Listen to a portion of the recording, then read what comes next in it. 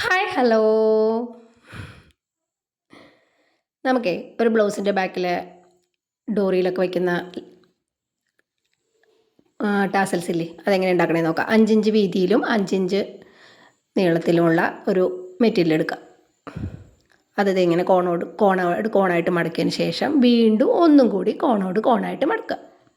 നമ്മൾ വഞ്ചിയൊക്കെ ഉണ്ടാക്കാൻ ഉപയോഗിക്കില്ലേ, അതുപോലെ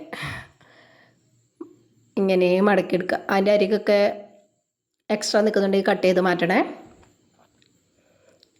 എന്നിട്ട് അതിന് ഒന്ന് ആ ഓപ്പൺ സൈഡ് വരുന്ന ഭാഗം നന്നായിട്ടൊന്ന് സ്റ്റിച്ച് ചെയ്ത് കൊടുക്കുക.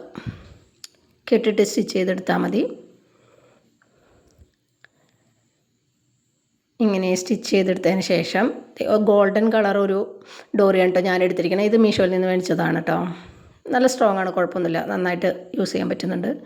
ഇത് കുറച്ചൊരു ഫ്രണ്ടിലേക്ക് കയറ്റി വെച്ചതിന് ശേഷം നമ്മളതിനെ ഒന്നും കൂടി മടക്കുക.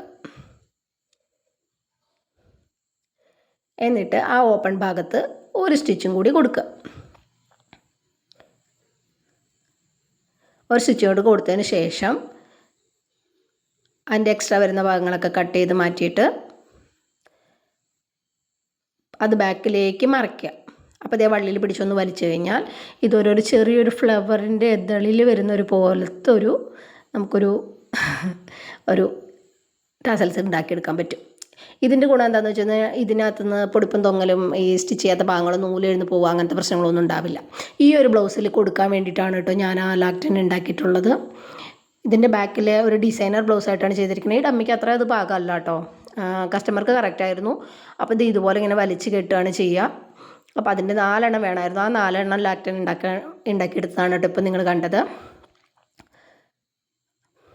അപ്പം ഞാൻ ആദ്യമായിട്ടാണ് ഒരു ലോങ് വീഡിയോ എൻ്റെ ചാനലിടുന്നത്. ഇടയ്ക്കിടയ്ക്ക്